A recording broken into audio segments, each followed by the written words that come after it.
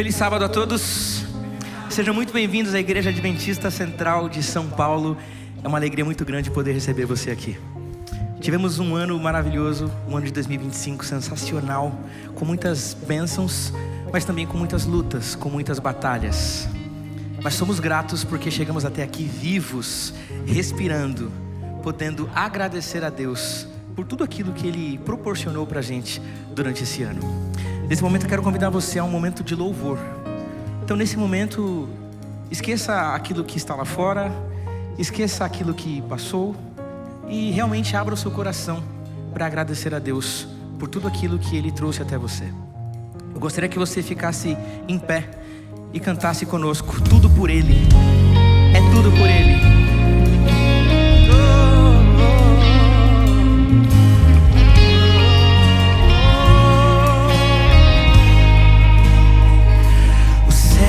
Proclamam as obras do Eterno. Galáxias cantam de sua imensidão, e uma voz com som de glória ecoa em toda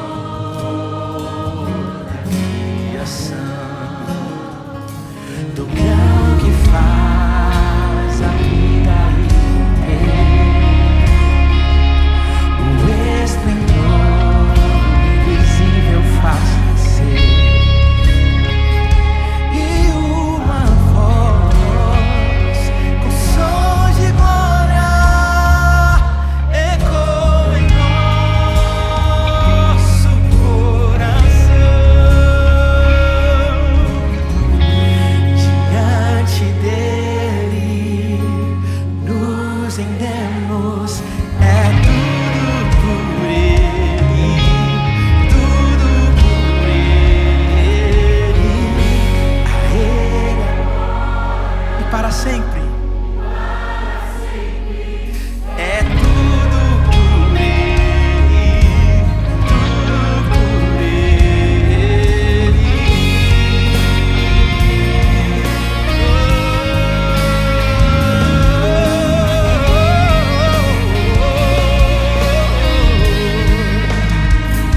Em oração e na palavra seguiremos, Em um só corpo, em um só corpo, rendido à missão. rendido à missão, E nossa voz com sons de glória irá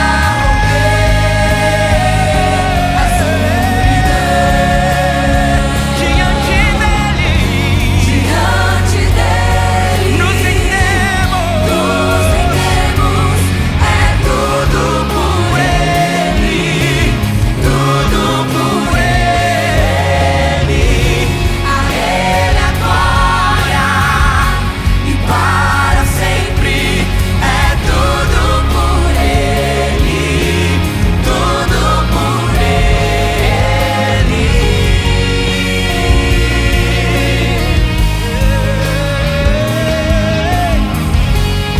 feche os seus olhos e declare para ele: A ele a honra, a glória e o louvor, que o reino seja em nós. que o reino seja em A nós. nossa vida só para ele, só por ele, só por Nossa vida só por ele. ele. A ele a honra, A glória e o louvor, que o reino seja em nós, e nossa vida só por a ele a honra, a glória e o louvor, que o reino seja em nós. reino seja em nós, Que nossa vida só a ele a honra, ele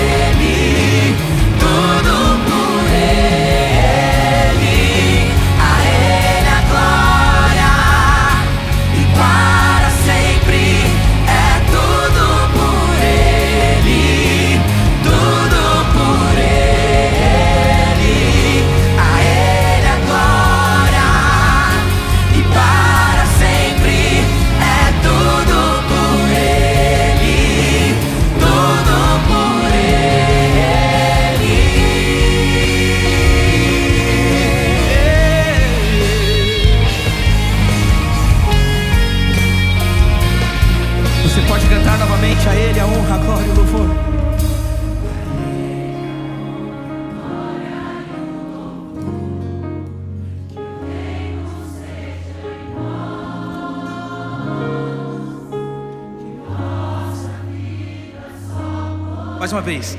A Ele.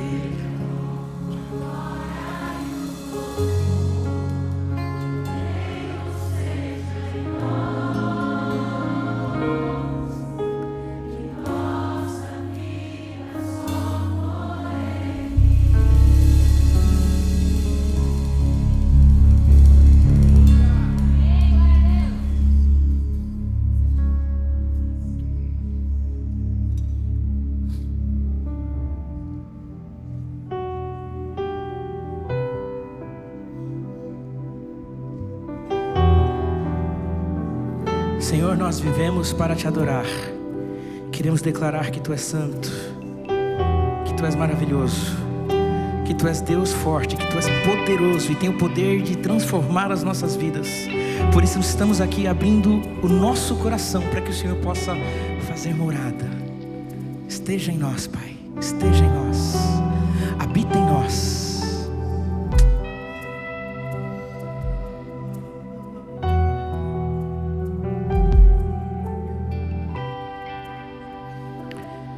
Todo ser que vive, louve ao nome do Senhor. Toda criatura se derrame aos teus pés. Ao som da sua voz, o universo se desfaz. Não há outro nome comparado ao grande eu sou. Mesmo sendo pó, com tudo que há em mim, confessarei que céus e terra passarão, mas o teu nome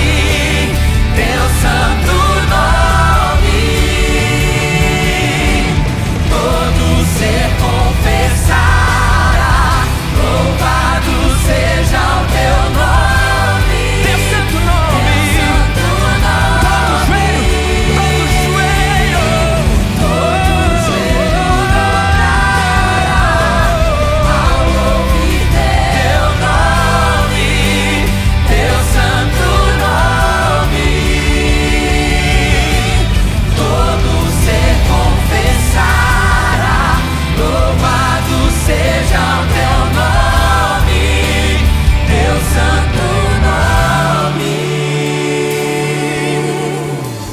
E mesmo sendo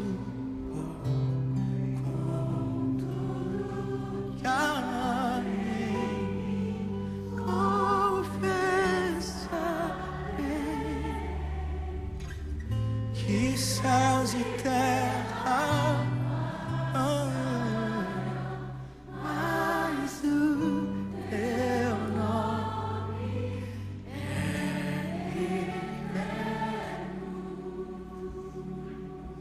todo joelho dobrará ao ouvir teu nome, teu santo nome.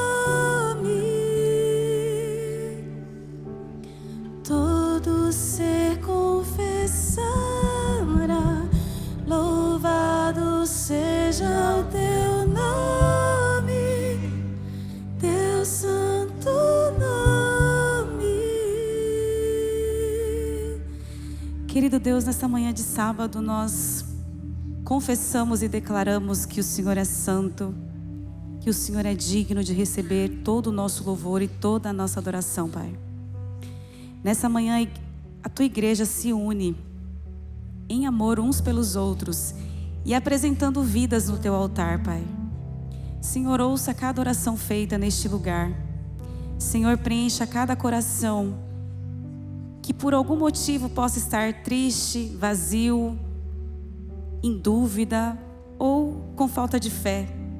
O Senhor conhece o íntimo de cada pessoa que está aqui. O Senhor sabe o que cada um precisa e muito mais, porque a nossa visão é tão limitada que às vezes a gente pede o raso e o Senhor tem o profundo para nos dar. Então nessa manhã nós queremos entregar as nossas vidas em tuas mãos, Pai. Que a obra que foi iniciada seja completa em Ti e que a nossa vida seja para testemunhar, para confessar que o Senhor é santo, que o Senhor continua sendo bom, que o Senhor era, é e há de vir, porque o Senhor morreu e o Senhor está vivo intercedendo por nós. E melhor que isso, logo logo o Senhor está voltando. E isso aqui que a gente está vivendo um pouquinho agora, a gente vai viver pela eternidade. Nós te agradecemos por isso. Mais uma vez eu entrego essa igreja em tuas mãos, Pai. Que os seus propósitos se cumpram neste lugar. Que seja tudo feito para a tua honra, para a tua glória e para o teu louvor. Em nome de Jesus. Amém, amém, amém. Dê um abraço, quem sobrou de pé, dê um abraço do seu irmão que está aí do lado. Desejo um feliz sábado a ele e um feliz sábado a todos nós.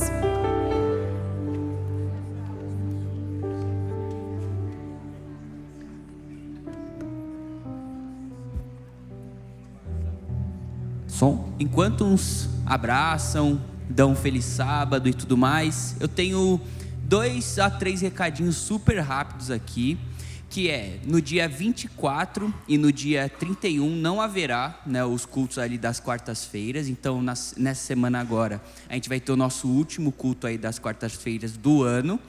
E também eu não sei quantos viram o recadinho dessa quarta, que também não teve por conta ali das questões que a gente teve, né, durante a semana e tudo mais, a ventania.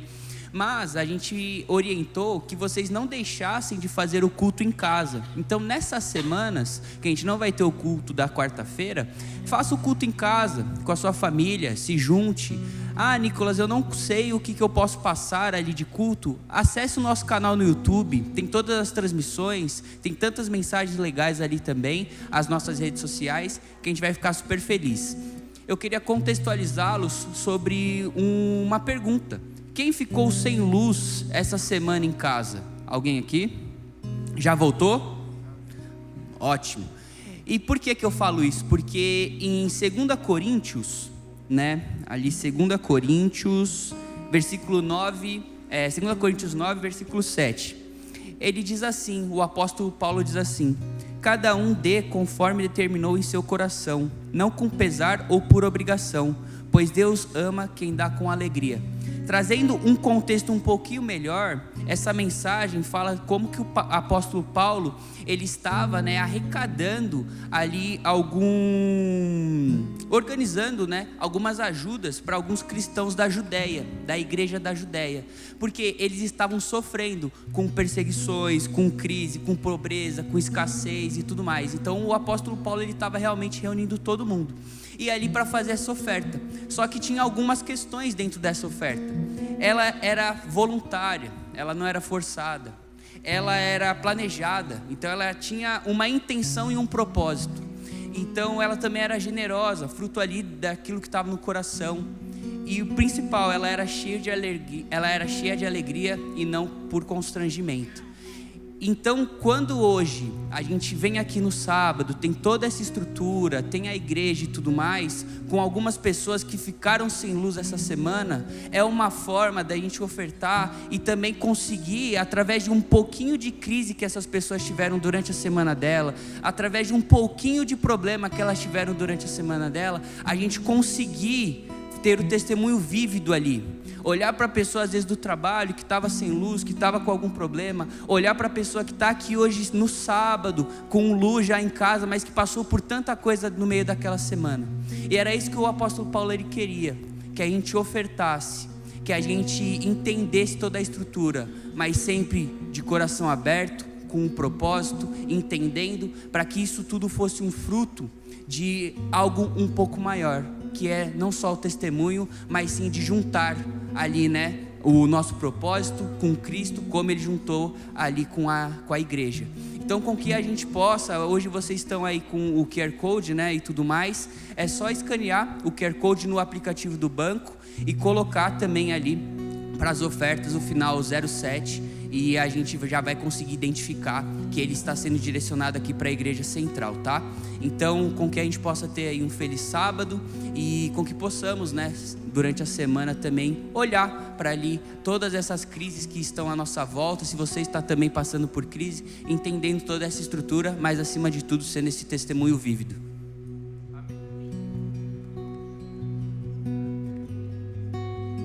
E se você tem motivos para agradecer hoje, fique de pé para nós louvarmos o nome do nosso Deus.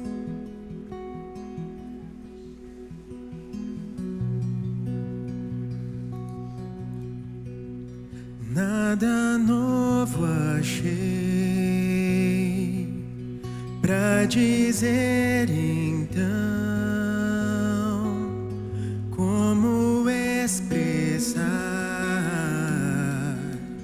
minha gratidão.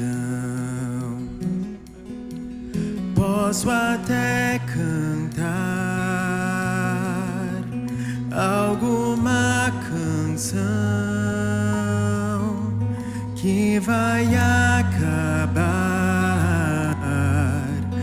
mas a sua não. Então vou levantar as minhas mãos e louvar, pois tudo que tenho é um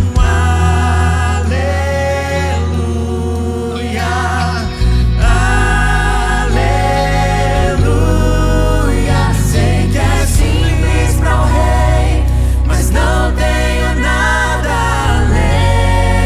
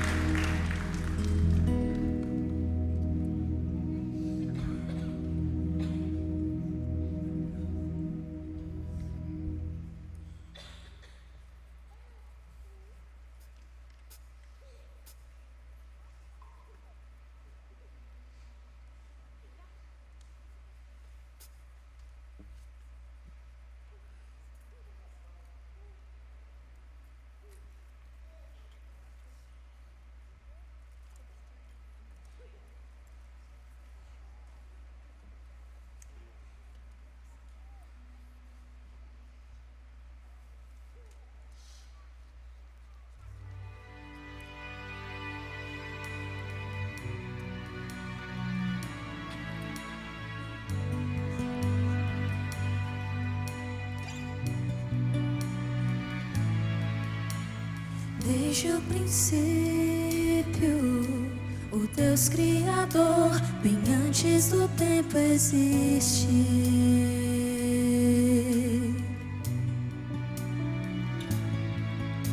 Em meio às trevas, sua voz se escutou, no caos a luz fez surgir.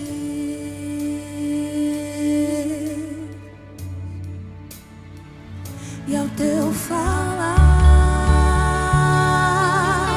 há 100 bilhões de estrelas brilhantes, planetas nascem com o teu soprar. Se as estrelas te adoram, eu também posso ver teu coração na criação.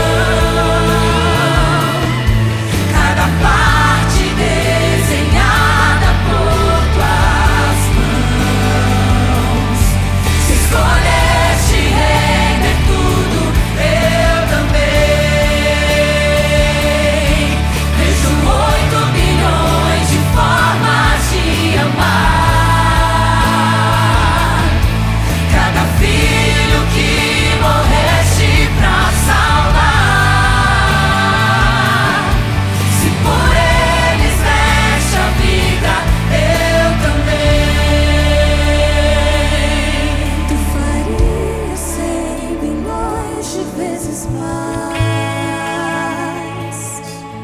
Tua graça não se pode comparar. És aquele que não deixa um só pra trás. Amém. Glória a Deus. Amém. Amém. Eu também. É a primeira vez que a gente canta essa música. E eu também reflete um chamado. Quando Jesus Cristo sobe aos céus, Ele deixou uma mensagem para nós. Um id. Eu sei que muitos, antes de vir ao culto no sábado, às vezes olham no celular, no Instagram, em alguma rede social e se perguntam: o que vai ter na Central lá naquele dia? Ah, na Central não vai ter nada de legal. Deixa eu ver, o que vai ter lá em Moema? Ah não, mas e no NASP? E a gente começa a olhar para o programa da igreja como se fosse um catálogo de um filme de cinema, buscando entretenimento. E não tem problema nenhum você vir aqui, gostar de ouvir uma boa palavra, um bom louvor. Mas eu também reflete a necessidade que nós temos de ter pessoas nessa casa que vêm para servir e se doar. Eu quero trazer a reflexão a você que em 2026 seja um ano em que você possa servir e se doar. E que você também seja uma pessoa que segue o exemplo de Cristo Jesus. Esse ano tivemos várias bênçãos. E uma das bênçãos que eu recebi foi ver meu filho se batizar. A minha filha entrou nos desbravadores. E quando eu vou refletir em várias bênçãos, Deus derramou bênçãos materiais também na minha vida. Mas as bênçãos que mais significam algo em mim tem a ver com a minha família. Então, muito obrigado, Sara, por me aguentar. Estou muito feliz de poder chegar aqui nesse momento do ano com você, com a nossa família, com a nossa casa. E é o que eu desejo para cada um de vocês. Passem o Natal, o Ano Novo, com a família. A família é nosso maior ministério. Que a gente consiga começar o ano juntos com a nossa família. E que aqui seja a nossa outra família. Que a gente possa passar um ano agradável em família. A gente vai brigar às vezes, a gente vai se desentender às vezes, mas a gente vai continuar junto, resolvendo os problemas, porque a gente está indo na mesma direção. O nosso lugar, o nosso destino é o céu. Nós queremos morar juntos nos céus. Então a gente tem que se suportar aqui agora. Vamos treinar isso juntos, clamando o nome de Jesus, porque é só Ele, é só através dele. Eu tenho meus defeitos, a Sara tem os defeitos dela. Mas quando a gente entende que a gente está buscando um bem comum, que é Jesus Cristo, quando a gente traz Jesus para o nosso relacionamento, já não é mais sobre quem está certo e quem está errado. É sobre o que Jesus quer, sobre a vontade de Deus. A vontade dele é soberana. A vontade dele é maior do que o que eu quero. A vontade dele é maior do que a Sara quer. A vontade dele é soberana. E quando o casal, quando a família decide juntos buscarem o nome de Jesus, você dá espaço para o Espírito Santo atuar. E quando Ele atua, coisas maravilhosas acontecem. Nós somos resultado daquilo que permitimos entrar em nossas vidas. Essa música ela diz: clamo Jesus. O quanto será que você consegue hoje clamar pelo nome de Jesus? Eu quero que você abra sua boca e você dê o melhor de si, clamando o nome de Jesus para a sua vida nesse momento. Jesus, quero declarar teu nome sobre toda mente e coração, pois sei que existe paz em tua presença. Clamo Jesus.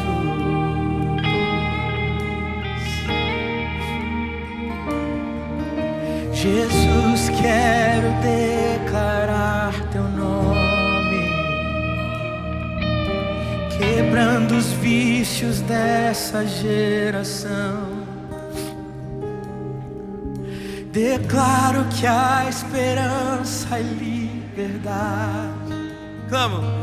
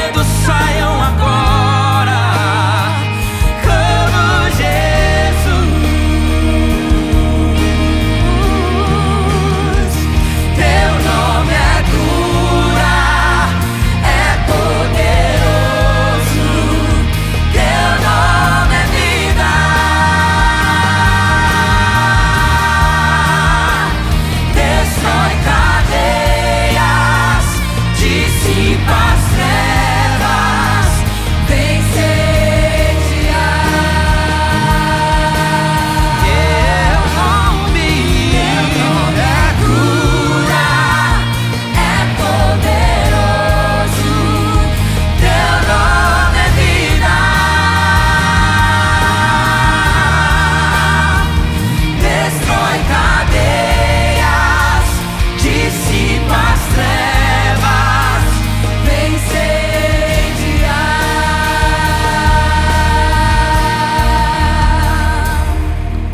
Declare pelas ruas o nome de Jesus. Sobre a escuridão, Ele vai trazer a sua luz. Sobre sua família, clame o santo nome, Jesus.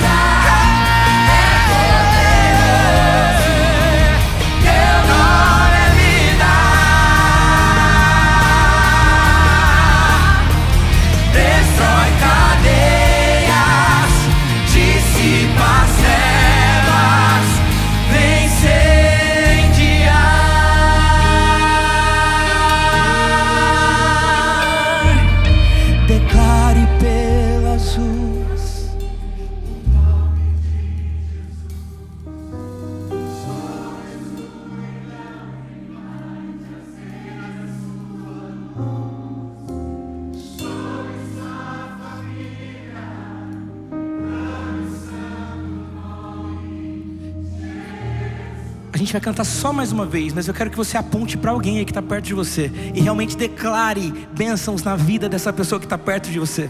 Fala para ela, fale o nome de Jesus sobre a escuridão, sobre a escuridão. Você mesmo, você.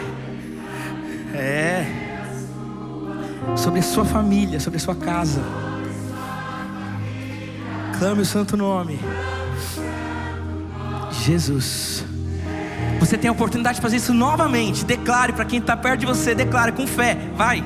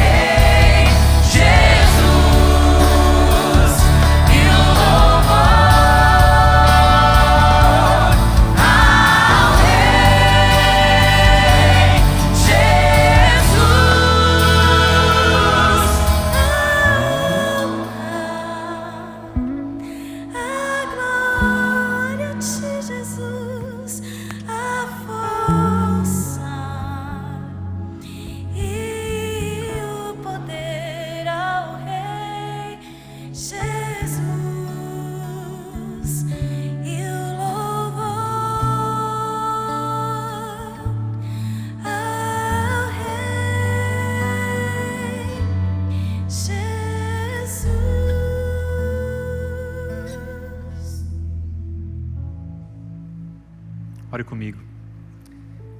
Senhor Deus, 8 bilhões de pessoas no mundo e o Senhor nos escolheu amar de uma forma única. 10 mil anos não seriam suficientes para agradecer a Tua bondade e o Teu amor que nos persegue e nos alcança. Obrigado porque a gente foi edificado. Obrigado porque nós fazemos parte de uma casa, de um lugar onde podemos adorar ao Senhor com liberdade. Obrigado porque o Senhor transforma as nossas vidas e nos coloca onde deveríamos estar. E este é o lugar em que queremos adorá-lo, servi-lo e bendizê-lo na beleza da Tua santidade. Agora, nesse momento em que nós reservamos para a Tua palavra, abre o nosso coração, que o nosso coração seja sensível à Tua voz e que a Tua voz possa ser perceptível a todos os nossos sentidos. Pedimos isso em nome de Jesus. Amém. Boa tarde. Bom sábado. Que bom que você está aqui. Que bom que você não tirou férias ainda, porque você pode me acompanhar neste meu último sábado este ano. Semana que vem o pastor Andrei está de volta. É o último sábado do segundo culto este ano. Dia 27, dia 3 de janeiro, faremos um breve intervalo. Retornamos dia 10 de janeiro com o segundo culto. Tudo bem? Mas ainda é tempo, ou melhor, eu posso me adiantar e desejar a você um feliz ano novo. Não vou vê-los daqui para frente, mas já adianto que dia 4 de janeiro é meu aniversário. O primeiro sábado, dia 3. Domingo, então, meu aniversário. Eu visto M, calça 42 e calça 40... Sapato e calça 42. Fácil de decorar, tá bom? Dia 4 de janeiro, meu aniversário. A gente tem conversado um pouquinho sobre teofanias. O que é uma teofania? Essa aparição de Deus, essa aparição visível de Deus.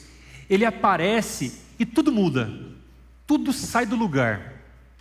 Mas a gente tem conversado sobre teofanias e tem percebido que teofania é algo bom. Quando Deus aparece, algo incrível acontece. Pessoas são salvas, transformadas, orientadas, protegidas. Algo incrível acontece quando Deus resolve aparecer. E a gente conversou também sobre as teofanias mais restritas à vida de 3 pessoas: Abraão, Isaac e Jacó. Falamos sobre Jacó, falamos sobre Isaac, falamos sobre Abraão. Mas essa semana eu precisei admitir que a teofania, ela também traz algumas complicaçõezinhas. Que a teofania nem sempre é boa. E a teofania nem sempre traz algo incrível. A teofania pode trazer medo, a teofania pode trazer perplexidade, a teofania pode trazer angústia. Às vezes a teofania, ela pode criar mais problemas do que soluções. E uma das teofanias que tanto Abraão quanto Isaac viveram é a teofania que ocorreu no Monte Moriá, ou melhor, que ocorreu pouco antes do Monte Moriá e que está registrada em Gênesis 22. Abra sua Bíblia em Gênesis capítulo 22.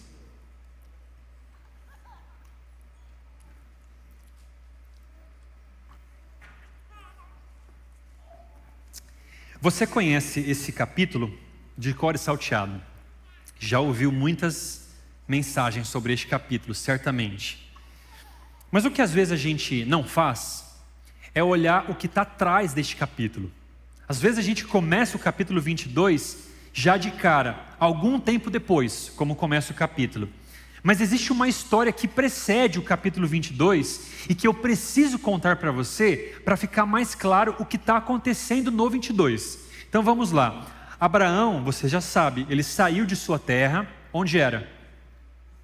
Ur dos Caldeus. Lá em Ur dos Caldeus, ele vivia uma relação muito particular com Deus, mas que era uma relação influenciada pelos seus pais. Então Deus tira Abraão de Ur dos Caldeus para construir uma relação própria com Abraão. Abraão sai aos 75 anos e ele sai sob uma promessa. Qual é a promessa? Você vai ter um filho. Ele não tinha um filho e por conta disso ele não tinha um status tão favorável na sociedade em que ele vivia. Portanto, Deus motiva a saída de Abraão com a promessa de um filho: você terá um filho. Mas Deus não disse para Abraão quando é que esse filho vai nascer. A gente sabe que demorou 25 anos. Então Abraão teve o seu filho Isaque, o filho da promessa, aos 100 anos. Mas durante esse ínterim, esse período de tempo, Abraão não sabe exatamente quando o filho vai nascer e não sabe como o filho vai nascer. Um dia, a Sara olha para si mesma e percebe: eu estou atrapalhando a vida do meu marido, eu estou estorvando a caminhada do meu marido. Deus quer fazer uma obra na vida dele, Deus quer abençoar o meu marido, e eu, por não ser fértil, por ser estéril, não estou conseguindo dar a ele aquilo que vai fazer com que Deus o abençoe. Ela tem uma ideia. Qual era a ideia? Qual era a ideia?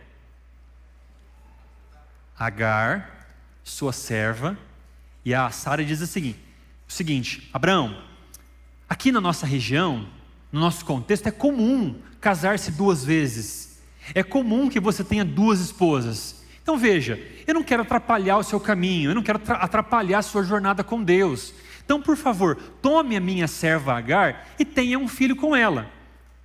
Não era tão estranho para Abraão, porque, como eu disse, era muito comum naquele contexto 2 esposas. E agora a Agar deita-se com Abraão, dorme com Abraão, quer dizer, permanece acordada e tem um filho com Abraão. E a Agar se vê agora não mais como a serva, ela se vê como a esposa. Vou fazer um pouquinho para cá. Ela se vê como a esposa de Abraão. Abraão é o homem de Deus, é aquele que vai receber as bênçãos de Deus, que vai ter uma numerosa descendência.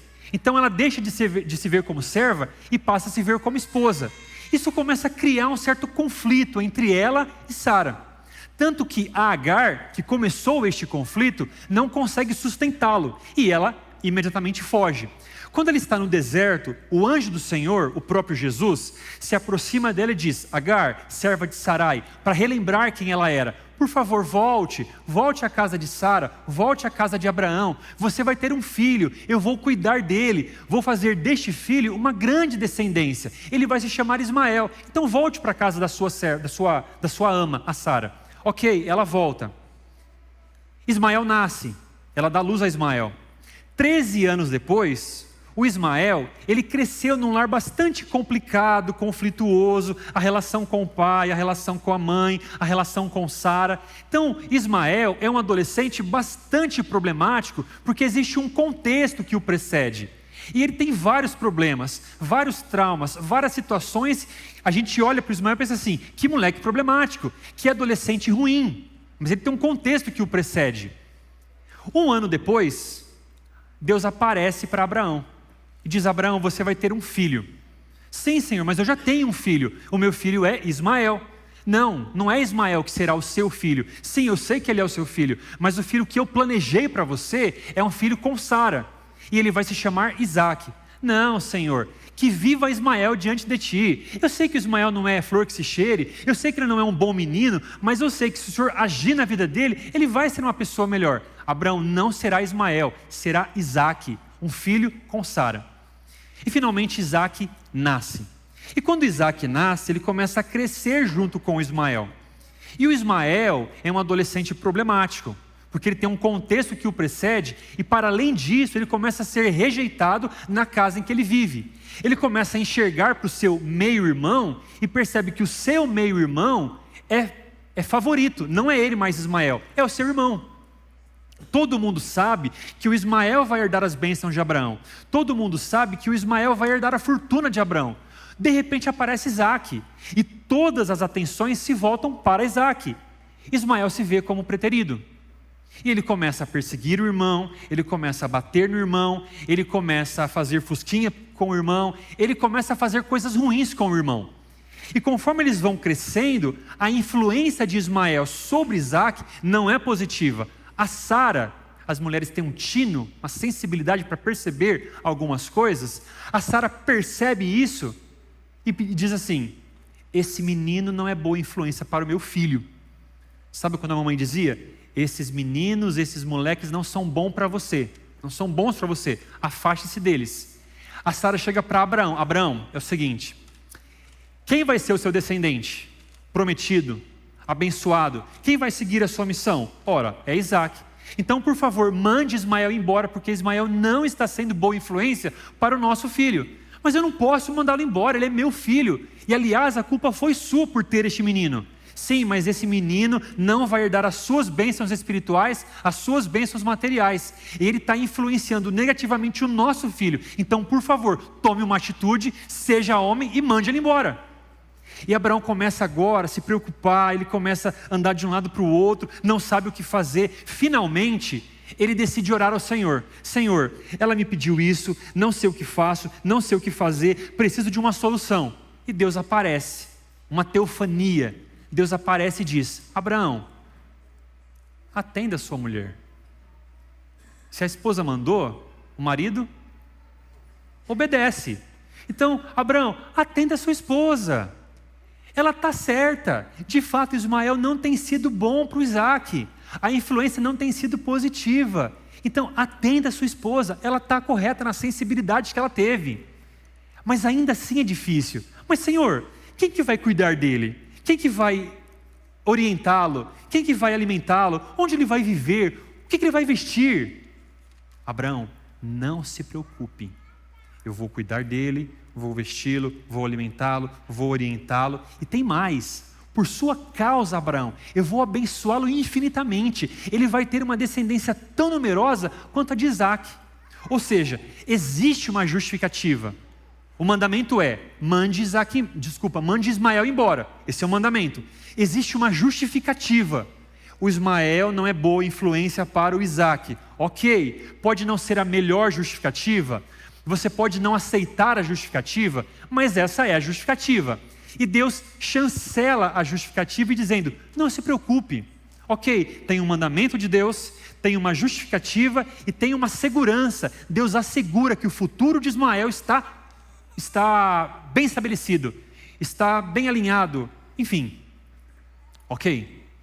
Essa foi a última teofania de Deus a Abraão antes do capítulo 22.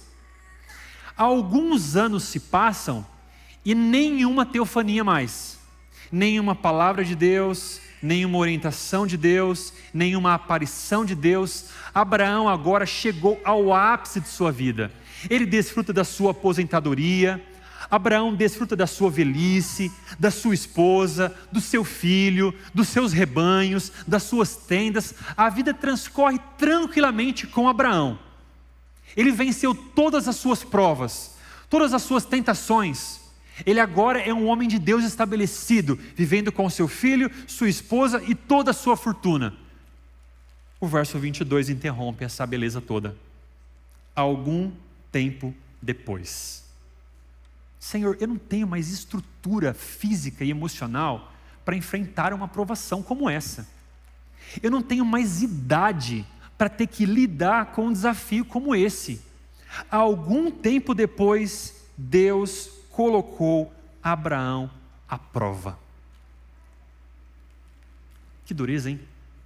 Estava tudo indo bem, estava tudo transcorrendo bem, os negócios tranquilos, a família bem. De repente uma coisa acontece, uma prova. E o pior, foi Deus que trouxe essa prova. Porque o Abraão, ao longo de sua trajetória, ele viveu, segundo os registros, 10 provações. Do momento em que ele sai de Ur dos Caldeus até o momento em que ele chega finalmente ali no Monte Moriá, ele viveu 10 tipos de provações. Algumas provações foi Deus que colocou no caminho dele. Por exemplo, sai da sua terra, foi Deus que mandou. Então, Deus está me levando a viver essa provação. Ok, está tudo certo. Outras provações a vida colocou sobre Abraão. Fome na terra, recessão, crise. Tudo bem, a vida colocou, vou lidar com ela.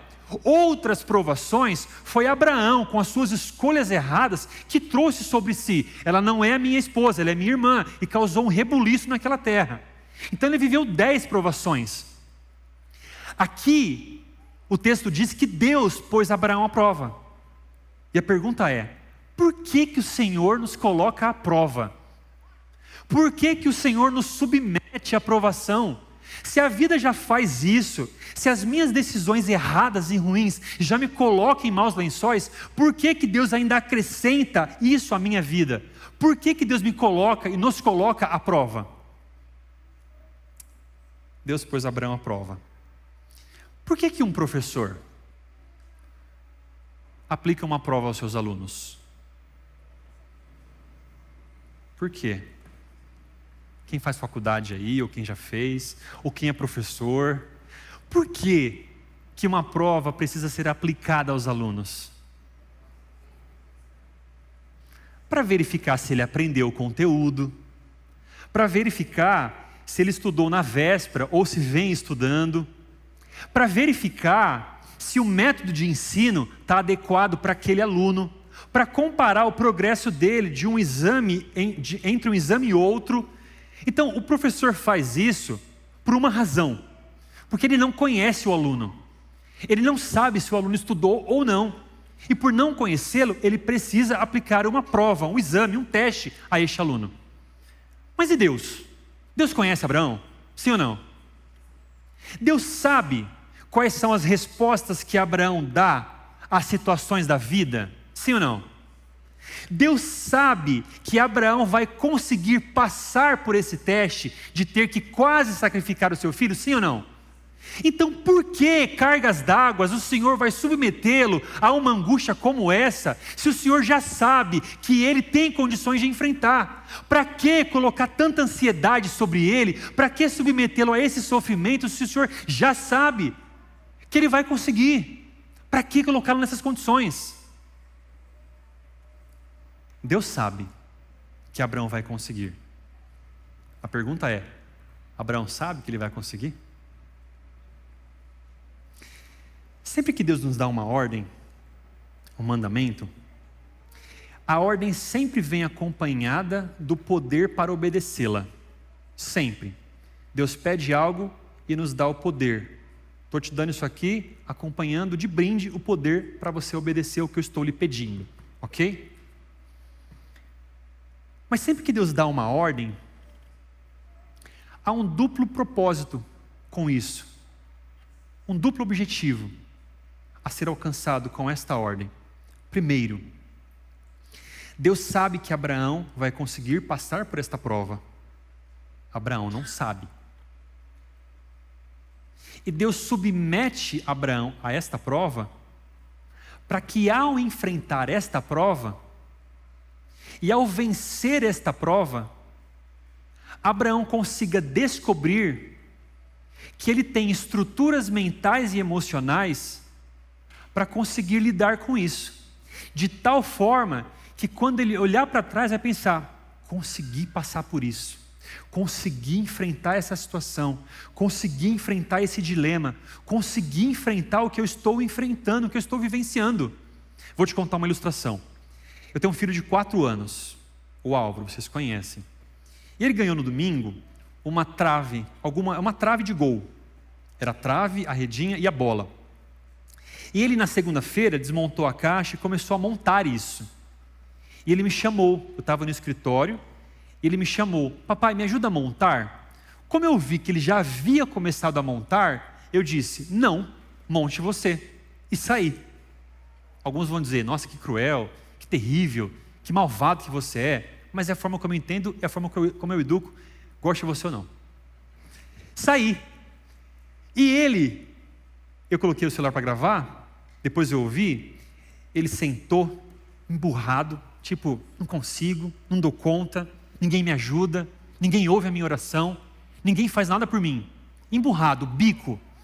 Aí ele sai do quarto. Sabe quando você começa a fazer alguma coisa, não consegue, não dá certo, você vai embora? 3 minutos depois, ele volta, olha, analisa, senta e vai montando. Finalmente ele conseguiu montar. E ele me chamou: papai, vem aqui ver, eu consegui montar. E eu, como pai, me alegro com ele, porque eu sabia que ele poderia montar. Mas se ele não fosse submetido a este teste, se ele não fosse submetido a esta circunstância, ele nunca saberia que é capaz de montar.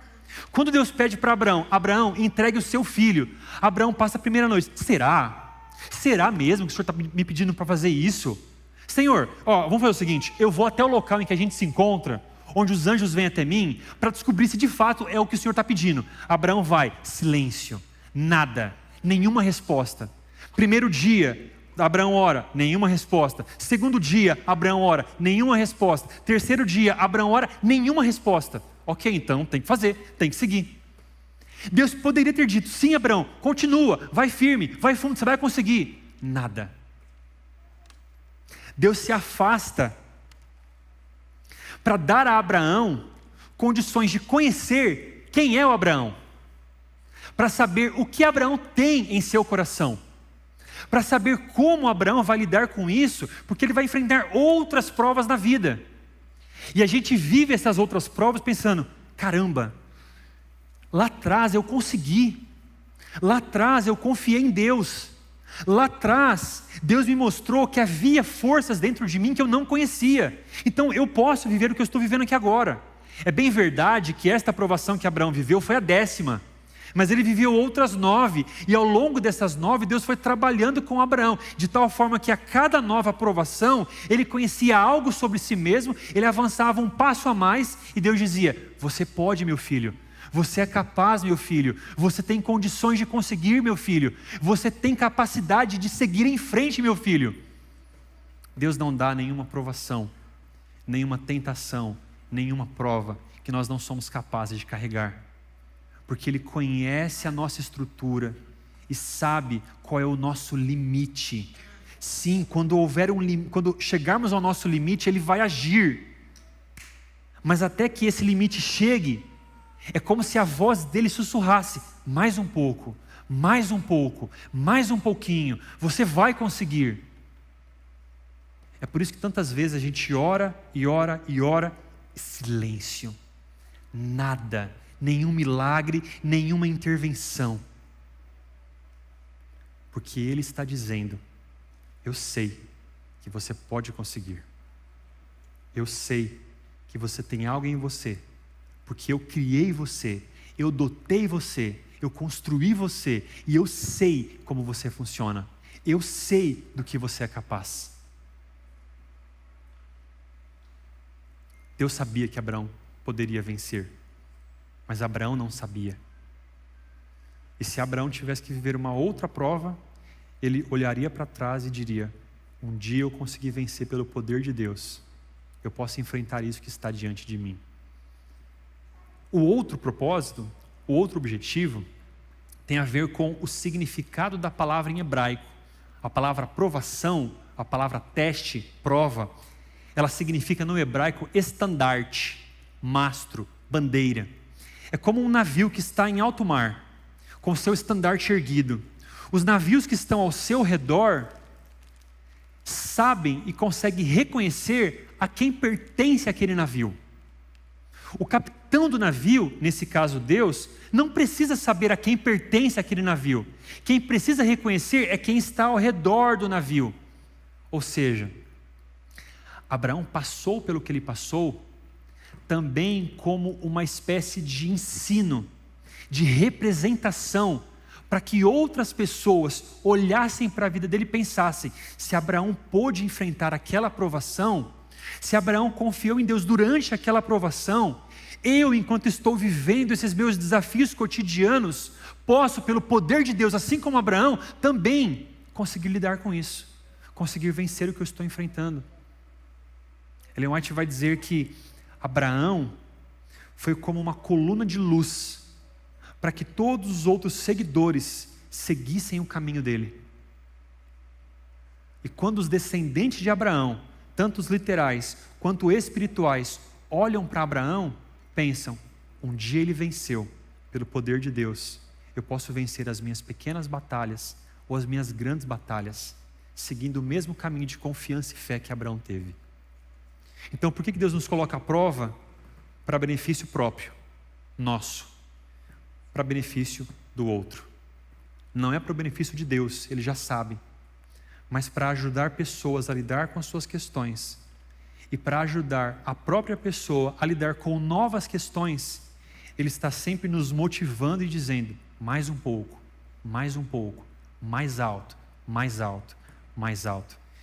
Eu quero ler um texto com vocês, do apóstolo Pedro, em que ele diz as seguintes palavras: por causa disso, concentrando todos os seus esforços, acrescentem à fé a virtude, acrescentem à virtude o conhecimento, acrescentem ao conhecimento o domínio próprio, e ao domínio próprio a perseverança, e a perseverança a piedade, e a piedade a fraternidade, e a fraternidade o amor. É por essa razão que Deus nos coloca à prova. Mas há uma outra pergunta. São duas perguntas. A primeira eu já respondi. A segunda pergunta: o que Deus de fato estava pedindo de Abraão? Porque quando a gente se depara com essa história de Gênesis 22, é muito comum que a gente fique muito focado em Isaac. Eu, como pai, jamais teria condições de entregar o meu filho. Nossa, eu não consigo imaginar a dor que Abraão deve ter sentido ao ter que entregar o seu filho. O foco não deve estar no sacrifício de Isaac. O foco não deve estar no ato em si, na figura de Isaac. Deus estava chamando Abraão a entregar algo, não necessariamente Isaac. Mas o que Deus estava chamando Abraão a entregar?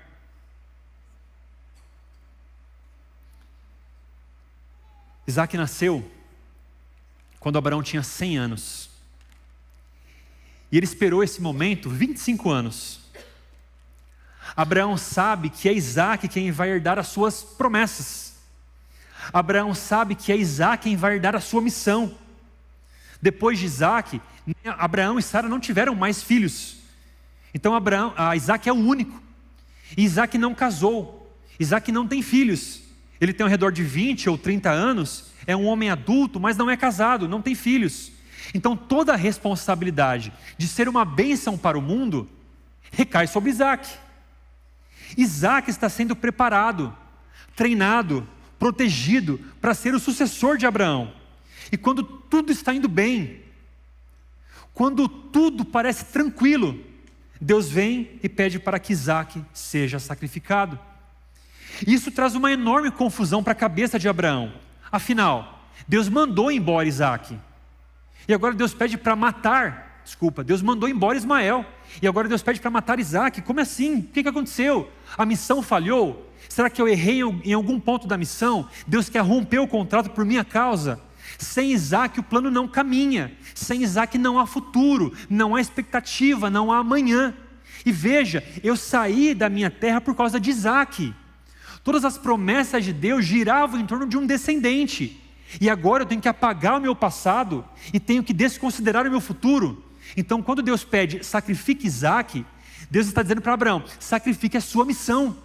Sacrifique o seu futuro, o seu legado, o seu passado. Deixe de ser alguém. Ao sacrificar Isaac, você vai deixar de ser alguém. Você deixará de ser quem você é. Você não é mais um Abraão. Sem Isaac, você não é mais um Abraão que saiu de Ur dos Caldeus. Sem Isaac, você não é o Abraão que influencia essa terra. Sem Isaac, você não é o Abraão que vai abençoar outras nações. Entregue Isaac, ou seja, entregue tudo que você tem, tudo que você é, tudo que você conquistou até aqui.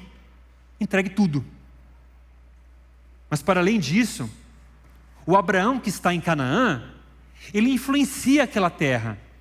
Ele diz, gente, Deus é um Deus bondoso, é um Deus de bondade, é um Deus de amor, é um Deus de misericórdia. Para com esse negócio de sacrificar seus filhos. A religião cananeia sacrificava os seus filhos. E Abraão diz, para com isso, Deus é um Deus de amor, Deus não pede isso. E agora, o próprio Abraão se vê pronto para ser denunciado de algo que ele mesmo denunciava. Então sacrificar Isaac era sacrificar a sua própria reputação. Qualquer homem pode enfrentar qualquer provação, qualquer luta, qualquer dor. Mas um homem tem muita dificuldade para lidar com o descrédito. E é por essa razão, ao perder a sua reputação, que muitos homens se envolvem em práticas vis e alguns até caminham para o suicídio. Perdeu a sua reputação. E Deus está propondo que Abraão perca a sua reputação. ele deixará de ser visto como uma influência, perderá todos os seus seguidores. Então Abraão, ao entregar Isaac, você vai perder o seu futuro, vai perder o seu passado, vai perder a noção de quem você é, vai perder a sua reputação perante as pessoas. Mas Deus também pediu que Abraão entregasse a sua própria lógica, a sua própria razão. Abraão acabou de perder o filho mais velho. Mande embora Ismael. E Abraão é convidado a entregar o filho mais novo. Ok, mas mandar embora Ismael, há uma justificativa. Entendi o porquê. A influência dele é ruim sobre Isaac. Entendi. Mas qual é a justificativa para matar Isaac? Qual é a razão, o sentido disso? Não há justificativa. Enquanto Abraão se preocupava em como Ismael vai comer, vai viver, vai morar, Deus diz: não se preocupe, eu estou com ele, eu vou cuidar dele. Ok, mas Deus, cadê a sua resposta? Não se preocupe que eu vou ressuscitar Isaac. Deus não fala nada. Então não há razão, não há sentido, não há justificativa. Tudo que Deus disse foi: toma seu filho. Sim, é o meu filho, é aquele que segue os meus passos. E aí Deus acrescenta: toma o seu único filho. Não tem Ismael, agora é só Isaac, então esse é o único. Pega esse aí, esse único filho, a quem você ama, ou seja, aquele que é digno do seu amor, porque ele é perfeito, ele é ótimo, é um bom filho, faz tudo certinho, então ele é objeto do seu amor. Pega esse filho e sacrifique-o como holocausto. As palavras de Deus a Abraão com relação a Ismael fizeram sentido e tornaram mais fácil que Abraão fizesse isso. Mas a ordem de Abraão, de Deus para Abraão, sacrificar Isaac, não tem sentido algum. Deus está sacrificando a lógica de Abraão, a reputação dele, o futuro dele e a própria lógica de existência. Apesar da falta de lógica e de sentido, o texto vai dizer, versículo 3, na manhã seguinte, Abraão se levantou cedo e preparou o seu jumento, levou consigo 2 dos seus servos e o seu filho Isaque. Na manhã seguinte, Abraão empreendeu o que Deus estava lhe pedindo. Eu acredito que a fé é racional. Nunca deixei de crer que a fé é racional. Mas eu também acredito que a razão não pode explicar a totalidade da fé. A fé é racional por um lado, mas a razão não pode explicá-la por completo. A fé, ela chega a ser paradoxal. Há uma contradição. Deus disse: é Isaque que será o veículo da promessa. Agora Deus diz: mata Isaque, mas como assim? Então a fé é paradoxal, é absurda, e ela precisa ser impulsionada pela paixão. Abraão só consegue resolver esse dilema, essa contradição, porque ele empreende a fé. Ele coloca a sua fé em marcha, que o faz acreditar que de alguma forma Deus vai suprir, Deus vai prover, Deus vai ressuscitar o menino Isaque. Fé não é uma atitude confortável. Fé é um ato apaixonado, paradoxal e muitas vezes solitário. Abraão sequer pôde dizer para sua esposa para onde ele ia. Para onde você vai? Eu vou ali. Ah, vai ali aonde? Eu vou na vigília. Fazer o que na vigília? Eu vou matar o Isaque. Ele não pode dizer isso. Então a fé é solitária, é absurda, paradoxal, apaixonada e solitária. A fé é um salto apaixonado ao desconhecido. A fé, no caso de Abraão, foi saltar de uma esfera ética. É antiético matar o seu filho, é antiético sacrificá-lo, é contra a moral de Deus. Mas ele saltou de uma esfera ética, racional, universal, geral, para se colocar na esfera do mandamento divino, que foge à lógica humana. Esta é a fé de Abraão, e que penso eu está em falta hoje. Quando a minha esposa orava por um marido, ela pediu a Deus que desse a ela um marido com a fé de Abraão. Eu afirmo a você que eu não tenho a fé de Abraão. Acho que ela orou errado, ou Deus mandou o marido errado. Porque eu vivo num lugar, porque eu vivo num século, porque eu vivo num tempo em que a fé de Abraão está em falta. A gente é tão cercado de confortos, a gente é tão cercado de ajudas, que diante de todo o conforto, bem-estar, o resultado é uma espiritualidade banal, e que nos falta a paixão por aquilo que é eterno. A gente vive em uma era em que nós estamos tentando domesticar o divino aos nossos sistemas sociais. Tentamos tornar Deus previsível, tentamos torná-lo útil, tentamos torná-lo controlável, ao invés de um Deus que surpreende, confronta e transforma. Buscamos um Deus que apenas confirma os nossos desejos, um Deus que valida os nossos sistemas, ao invés de nos submetermos à sua vontade e estarmos dispostos a viver o seu plano para nós. Transformamos Deus em um mascote dos nossos projetos, de tal forma que os nossos grandes empreendimentos, a gente diz, tem a mão de Deus, isso aqui é Deus quem fez, usando muitas vezes o nome dele para legitimar aquilo que já desejávamos fazer, em vez de nos deixarmos guiar por ele. Reduzimos Deus ao tamanho das nossas estruturas. O Deus que não cabia no Êxodo, ao tabernáculo, que não cabia em templos feitos por mãos humanas em Atos, esse Deus hoje é encolhido para caber nos nossos partidos políticos, para caber em nossas bandeiras, em nossas tribos, em nossos algoritmos, em nossos discursos. E a fé? A fé virou estampa de camiseta, a fé virou adesivo de carro, a fé se tornou sinônimo do senso comum. A fé se tornou padronizada, pasteurizada, previsível, confortável. Ninguém se arrisca mais, ninguém se pergunta o que realmente crê, ninguém luta com Deus como lutou Jacó, ninguém chora no deserto como chorou Elias, ninguém se deixa confrontar como foi com Isaías. E diante desse cenário que a gente vive atualmente, Gênesis 22 traz Abraão, que emerge como alguém que demonstra um compromisso absoluto com Deus, ficando claro para nós que uma experiência religiosa autêntica pode exigir um rompimento radical com o senso comum. Abraão demonstrou que a verdadeira fé não se encontra na certeza tranquila da multidão, mas na paixão, na angústia e muitas vezes na solidão de um indivíduo que ousa responder a um chamado absoluto contra a mediocridade da opinião da maioria. A implicação mais profunda para nós é que as nossas decisões que definem a nossa existência podem ser incompreensíveis para a esposa, para o esposo, para os pais, para os filhos, para os amigos, para a igreja. As nossas decisões que caracterizam a nossa existência podem ser incompreensíveis e elas exigem coragem para enfrentarmos a solidão na busca por cumprirmos o chamado superior. A epítome, ou seja, o ápice da fé de Abraão foi o sacrifício do próprio eu, um autossacrifício total e completo.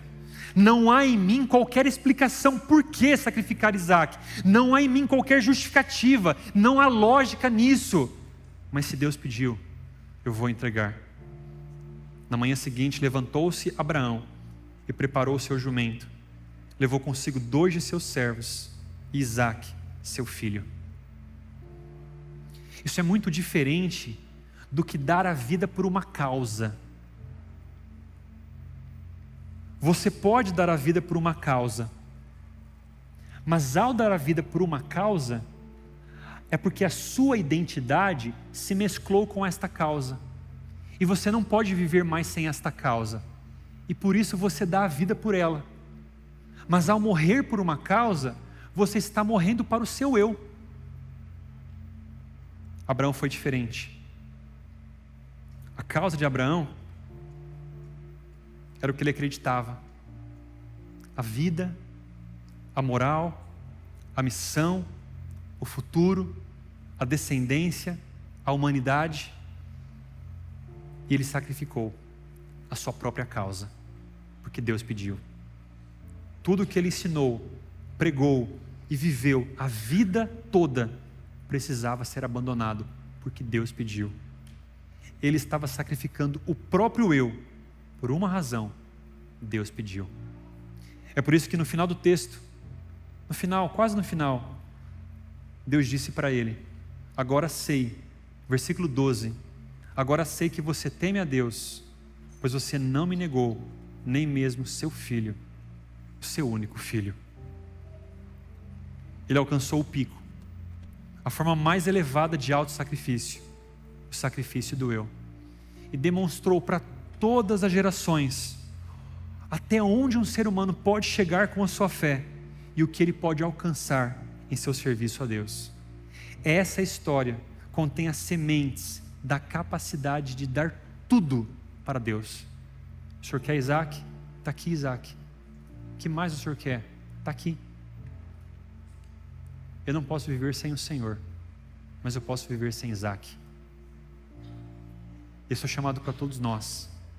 O chamado para abrirmos mão dos nossos desejos. O chamado para abrirmos mão da nossa história, do nosso legado, da nossa relevância para o mundo, em prol de uma coisa: Deus pediu.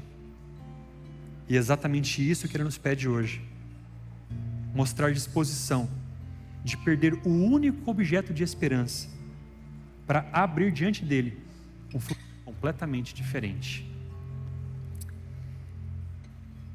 A gente fala pouco sobre Isaac, né? Mas o texto nos mostra algo lindo sobre ele. Versículo 6: Abraão pôs a lenha para o holocausto nos ombros de Isaac, e ele próprio levou o fogo e a faca, enquanto os dois caminhavam juntos. Versículo 8: Deus providenciará o cordeiro para o holocausto, meu filho, respondeu Abraão, e continuaram a caminhar juntos. Isaac foi amarrado, e o Midrash diz que Isaac ajudou Abraão a amarrá-lo. Ellen White confirma isso, ao dizer que as mãos fracas de Abraão não eram capazes de amarrar Isaac, e Isaac ajudou o seu próprio pai a amarrá-lo. A sintonia entre o pai e o filho era tão grande que eles entenderam: se Deus pediu, se é isso que tem que ser feito, então é isso que vamos fazer. Ainda que você perca o filho, volte para casa e tenha que dar inúmeras explicações para a mamãe, para a vizinhança, para os parentes, é isso que vamos fazer. Ainda que eu perca a vida, ainda que eu não tenha mais história daqui para frente, se Deus pediu, é isso que nós vamos fazer. Isaac é um tipo de Cristo, que entregou a sua própria vida, ao mesmo tempo que era entregue pelo Pai.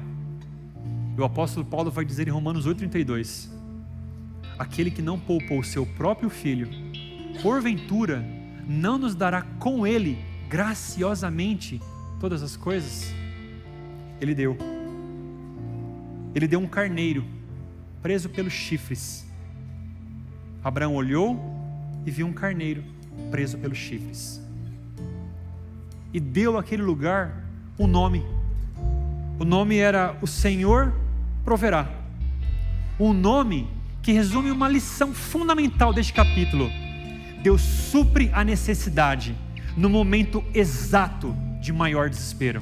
Abraão, não faça isso. Tem um carneiro preso pelos chifres. Eu sei que você pode, eu sei que você é capaz, eu sei que você faria. Deus supre a necessidade quando chegamos ao nosso limite. O Senhor proverá é o agir de Deus que se manifesta todos os dias com uma bússola inquebrável, nos ajudando a caminhar, a seguir a montanha. E nesse contexto, a fé torna-se uma ferramenta primária para gerir a incerteza, a angústia e a adversidade. É a fé que nos ajuda a lidarmos com essas questões todas. E quando você se encontrar diante de um desafio gigantesco, mesmo sabendo que Deus ordenou você para isso, lembre-se: Deus providenciará um carneiro. Ele já está invisível. Em algum momento Ele vai fazer você enxergar o que até então você não conseguia enxergar, porque os seus olhos estavam muito focados no sofrimento. A memória desse carneiro preso entre os chifres serve como um modelo para superarmos a nossa incredulidade. Embora a provisão esteja adiante, esteja presente na estrada, invisível aos olhos da razão, invisível ao ceticismo, a fé permite crer que o suprimento já está lá para salvar a nossa vida e para nos ajudar a enfrentar o que precisamos. O Senhor proverá.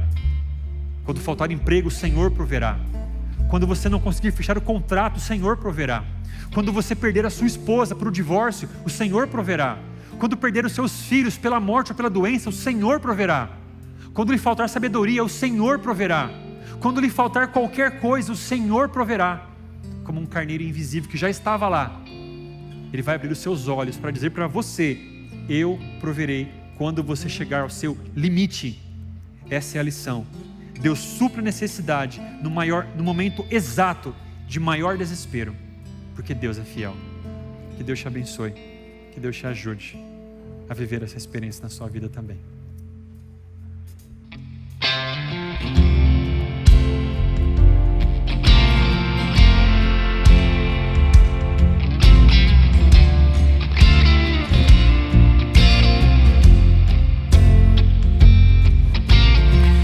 Não vivo pelo que vejo, eu vivo pelo que creio. Minha esperança está num Deus que nunca perdeu. Sim, eu vivo pela fé. Sim, eu vivo pela fé. A fé que faz milagres, que muda a história. Você pode ficar em pé? A fé que põe gigantes no chão, é nela que eu creio. O Deus que faz milagres, que muda histórias. O Deus que põe gigantes no chão, é nele que eu creio.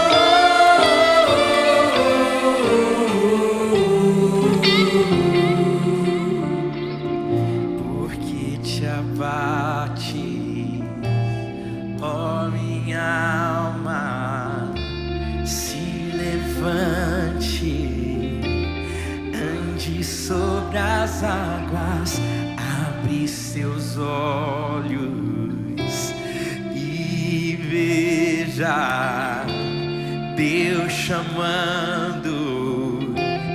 Ande sobre as águas, porque te abate, ó minha alma. Se levante, ande sobre as águas, ande sobre as águas. Abre seus olhos e veja Deus, Deus chamando. Ande sobre as águas, porque te abate, ó minha alma. Se levante, ande sobre as águas, abre seus olhos e veja Deus chamando.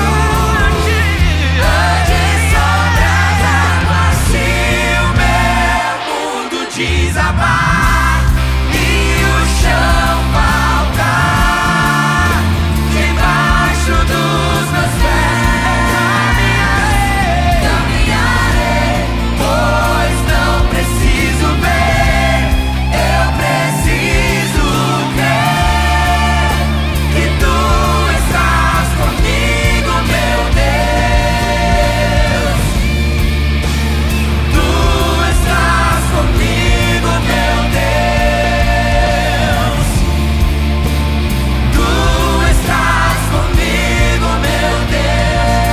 Deus que faz milagre, que muda histórias, o Deus que põe gigantes no chão, é nele que eu creio. O Deus que faz milagres, que muda histórias, o Deus que põe gigantes no chão, é nele que eu creio.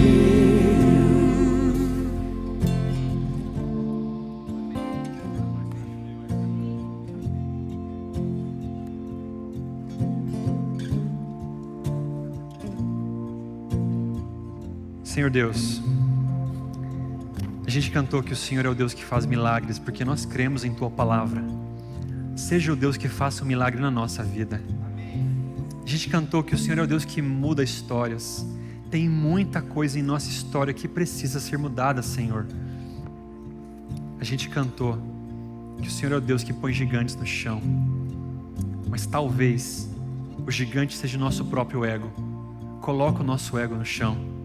Sacrificamos diante do Senhor os nossos Isaques, a nossa lógica, a nossa reputação, o nosso passado, o nosso futuro, porque não há história que seja melhor do que aquela que é escrita com o Senhor. E nós lhe pedimos que o Senhor continue a operar em nossas vidas para que sejamos aquilo que o Senhor planejou que fôssemos. Dá a Tua bênção para cada um de nós e continue a escrever a nossa história, a Tua história na nossa, em nome de Jesus. Amém.